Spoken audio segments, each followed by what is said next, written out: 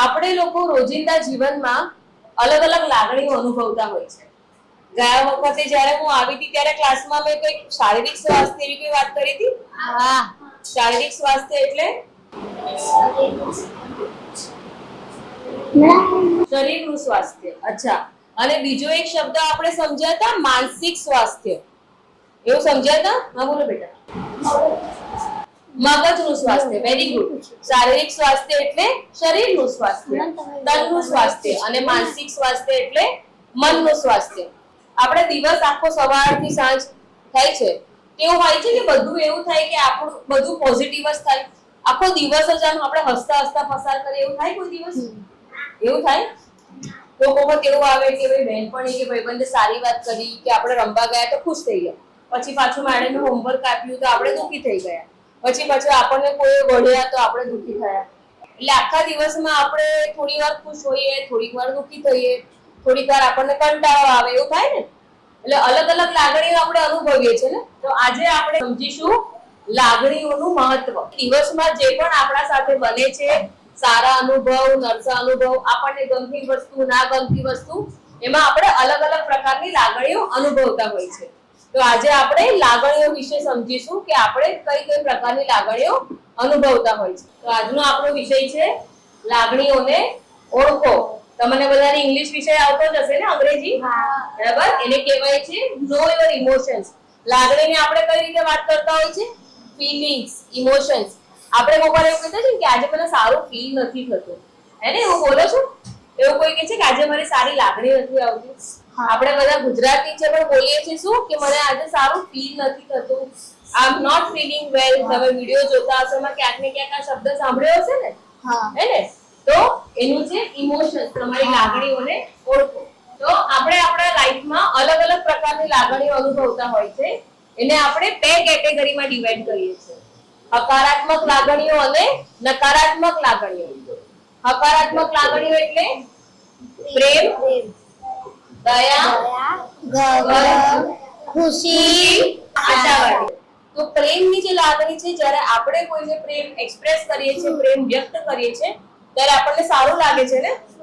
આપણને કોઈ પ્રેમ દર્શાવે, મેડમ આવીને તમારા માથે આમ પ્રેમથી હાથ ફેરવે, તમને કેટલું સારું લાગે, હેને? ગુસ્સો આવે તો શું થાય? નકારાત્મક લાગે છે. એક વાર્તા કહું નાની એવી. એક છોકરો હતો, એને બહુ જ ગુસ્સો આવે. તો એના પપ્પાએ કઈક યુક્તિ શોધી કે આનો ગુસ્સો ઓછો કરવા માટે આપણે કંઈક કરીએ. તમે આ વાર્તા કદાચ સાંભળી હશે. તો એના પપ્પાએ એવું કીધું કે તને જ્યારે પણ ગુસ્સો આવે ને, ત્યારે તારે આ દિવાલ પર ખીલી ઠોકવાની. છોકરાને જ્યારે પણ ગુસ્સો આવે ને એટલે ઘરમાં એ દિવાલ પર જાય અને ખીલી ઠોકે.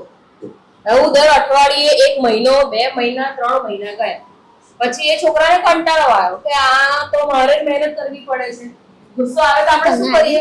બીજાને મારીએ, વસ્તુ તોડફોડ કરીએ. પણ તમને હું કહું, ગુસ્સો આવે તમારે ખીલી ઠોકવાની તો મહેનત કોને કરવી પડે? તમારે. એટલે કંટાળો આવે. છોકરો કહે છે કે આ તો અઘરું થયું, આ તો મારું કામ વધી ગયું એમ. તો હવે હું ગુસ્સો નહીં કરું. તો છોકરો સમજી ગયો કે મારા પપ્પા મને શું કહેવા માંગતા હતા. પછી પપ્પાએ કીધું વાંધો નહીં બેટા, હવે એક તું કામ કર. હવે જ્યારે જ્યારે તને એવું લાગે ને કે મને ગુસ્સો નથી આવી રહ્યો, મારે ગુસ્સો ના કરવો જોઈએ, ત્યારે જેટલી પણ ઠોકેલી ખીલ્લી છે ને એને બહાર કાઢવાની. તો વારાફરતી 1 અઠવાડિયું ગયું, 2 અઠવાડિયા ગયા, મહિનાઓ ગયા અને ખીલ્લી નીકળતી ગઈ. અને પછી જ્યારે બધી ખીલ્લી નીકળી ગઈ ત્યારે છોકરો પપ્પાને કહે છે, પપ્પા હવે મેં મારા ગુસ્સા પર કાબુ કરવાનું શીખી લીધું. હવે હું ગુસ્સો નથી કરતો, અને જ્યારે પણ મને ગુસ્સો કરવાનો વિચાર આવે ત્યારે હું મારા મનને શાંત કરીને ખીલ્લી કાઢું છું. તો એ બાળકને જ્યારે પણ ગુસ્સો આવે એના પપ્પા કહે તો ખીલ્લી હવે કાઢી દે. ખીલ્લી તો કાઢી દીધી, પણ એ દિવાલ કેવી થઈ ગઈ? કેવી થઈ ગઈ દિવાલ? કાણાવાળી થઈ ગઈ. તો જેટલી દિવાલ પહેલા સારી લાગતી હતી એવી સારી દેખાતી નહોતી. બરાબર છે? અને એના પપ્પા એને સમજાયું કે જ્યારે જ્યારે આપણે ગુસ્સો કરીએ છીએ ત્યારે આપણે આપણા મગજનું નુકસાન કરીએ છીએ. સામેવાળાને તો એની અસર થાય છે, 2 દિવસ યાદ રાખશે તમારો ગુસ્સો, પણ કોના દિમાગમાં અસર થાય છે? આપણા પોતાના. અને આપણું દિમાગ એ પેલી દિવાલ જેવું થઈ જાય છે, કોલું, કાણાવાળું. એને એ સારું લાગે પછી? એને આ વિષયમાં આગળ વધવું હોય કે બનવું હોય તો દિમાગ કેવું હોવું જોઈએ? સ્ટ્રોંગ. બરાબર? શાંત હોવું જોઈએ. વેરી ગુડ બેટા. હવે હું તમને અમુક પિક્ચર બતાવું છું, એ તમારે જોવાના છે ને તમારે કહેવાનું છે કે આમાં કઈ લાગણી છુપાયેલી છે. કઈ લાગણી બતાવે છે? ગુસ્સો. ગુસ્સો. Very good. ઓકે, બધાને આવે છે? હા. કેટલું ગર્વથી કહે છે. અને હકારાત્મક લાગણી કેવી કે નકારાત્મક કેવી? એકદમ પ્રાઉડ થી કે હા ગુસ્સો આવે છે. અચ્છા, okay. પણ ગુસ્સો હવે આવે ને તો પેલી ખિલ્લી વાળી વાર્તા યાદ રાખજો. અચ્છા, બીજી કઈ છે? ખુશી. ખુશી. જ્યારે આપણે ખુશ હોય તો શું કરીએ? ડાન્સ કરીએ. ગુસ્સો. કહું છું. બળતરા. બળતરા. થોડુંક નજીક છો તમે. હા બોલ બેટા. નફરત. ગુસ્સો. ઉદાસ પણ મેડમ. નારાજ છે પણ એને અહીંયા બીજી લાગણી દેખાઈ રહી છે. તમે વિચાર કરો ને, તમે આવું ક્યારે ઉભા રહો છો? ના ગુસ્સો. જેલસ. Very good. તારું નામ શું બેટા? નેન્સી. નેન્સી માટે તાળી પાડો. મેં શું કીધું તું, ઘણા બધા કાર્ડ એવા હશે જે સરખા લાગશે પણ એમાં થોડો ડિફરન્સ હશે.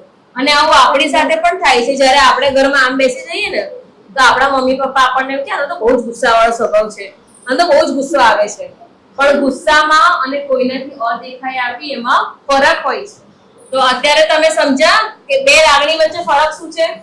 એને ગુસ્સો, આમાં પણ છોકરીના ફેસ પર ગુસ્સો દેખાય છે પણ એ ગુસ્સો એટલા માટે છે કારણ કે એને કોઈ વસ્તુથી અદેખાઈ આવે છે, હે ને? તો આ ફરક સમજવાનો છે કે આપણે કઈ કઈ પ્રકારની લાગણી અનુભવતા હોય છે ને કઈ રીતની હોય છે. ખુશી. કોણ છે? પ્યાર. મમ્મી. પ્રેમ. Very good. ખુશી તો એ અનુભવી રહી છે પણ ખુશી કરતા કઈ લાગણી અનુભવી રહી છે? પ્રેમ. બરાબર છે. તમે કઈ સારું કામ કર્યું હોય કાં તો તમે બહુ દૂર ગામથી કેટલા દિવસ પછી આવ્યા હોય, મામાના ઘરે જાઓ, કાકાના ઘરે જાઓ, કોઈ પણ સગા સંબંધીના ઘરે, અને તમને જઈને સીધું એ હક કરે, તમને કેવું લાગે? એ પ્રેમની લાગણી અનુભવો ને, એને? તમે વેકેશન, 1 મહિનો વેકેશન ગયો હોય તમારી બેનપણી ભાઈબંધ તમને મળે લાંબા સમય પછી, તો તમને કેવું અનુભવાય? તમે એકબીજાને હક કરો, તમે એકબીજાને વહાલ કરો, હા? તો આમાં પ્રેમની લાગણી બતાવી રહ્યા છે. આ કઈ છે? યોગામાં પણ શું મળે? યોગામાં શાંતિ. શાંતિની લાગણી અનુભવાય છે. બરાબર છે? આ બોલો લાસ્ટ. ખુશી. જીતી ગતિ એવું બોલો જેને વર્લ્ડ કપ તમે લાયા છો. વિનર. એને કોઈ વસ્તુ, અચ્છા મને એવું કહો, વધારે ખુશી શેમાં મળે? તમારી બર્થડે ના દિવસે તમને કોઈ ગિફ્ટ આપે એમાં, કે તમે કોઈ સ્પર્ધામાં ભાગ લીધો હોય ને એમાં તમને મેડલ કે ટ્રોફી મળે એમાં? શેમાં વધારે ખુશી મળે? ગિફ્ટ મળી એમાં કે આપણે જાતે સંઘર્ષ જાતે આપણે જીત્યા હોય એમાં વધારે ખુશી મળે ને? ઓકે, તો હવે એક વિડિયો હું બતાવું છું. 5 મિનિટનો વિડિયો છે અને એ વાર્તા છે છોકરી, અને તમારે મને એમાં કહેવાનું છે કે એને કઈ કઈ લાગણીઓ એમાં અનુભવી છે.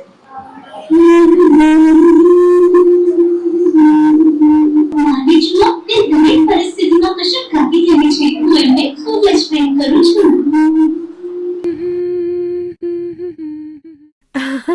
અંતરા, તે 2 અલગ અલગ પ્રકારના રિબન બાંધી રાખ્યા છે.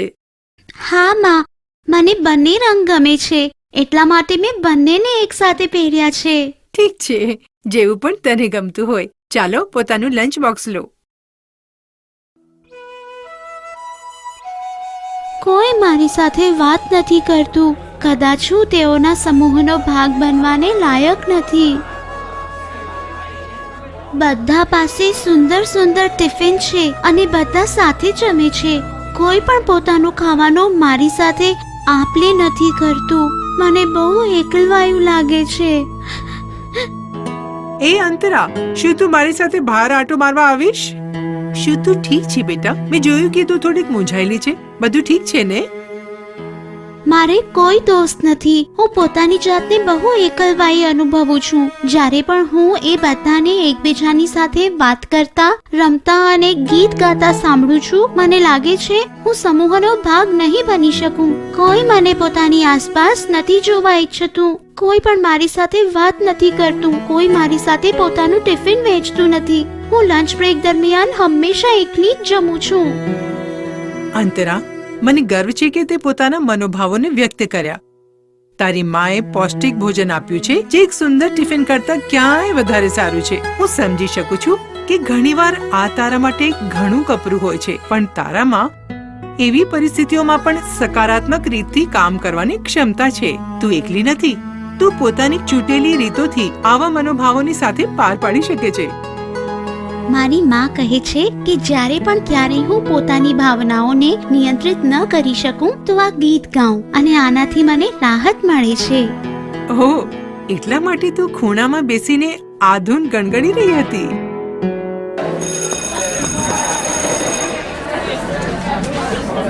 ગુડ મોર્નિંગ વિદ્યાર્થીઓ, કૃપા કરી ધ્યાન આપો.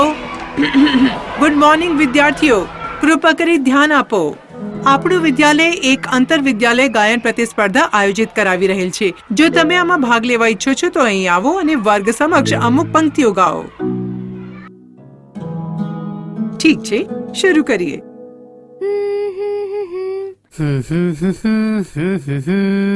સારો પ્રયાસ વિદ્યાર્થીઓ. બીજું કોઈ? અંતરા, શું તું વર્ગને પોતાની પ્રતિભા દેખાડવા ઈચ્છીશ? હા, જરા એને વાળ તો જુઓ. આ બે અલગ અલગ કલરના રિબન બાંધ્યા છે. કેટલી બેવકૂફ છે. મેડમ કેટલી સારી છે અને મારી મદદ કરે છે. માએ મને પ્રેરણા આપી, જેના કારણે આજે હું સારું ગાઈ શકું છું. હું પોતાની પ્રતિભા દેખાડી શકું છું. One day I'll fly high beyond the time.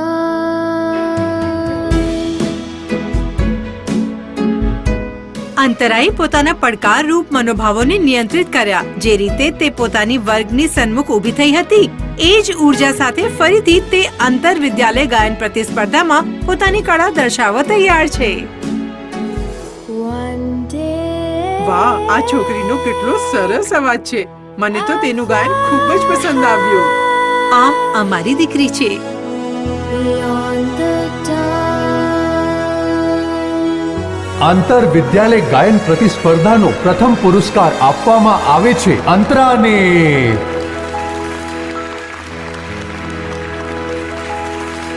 મનોભાવોને સમજવા અને નિયંત્રિત કરવાનું ખૂબ જ જરૂરી છે.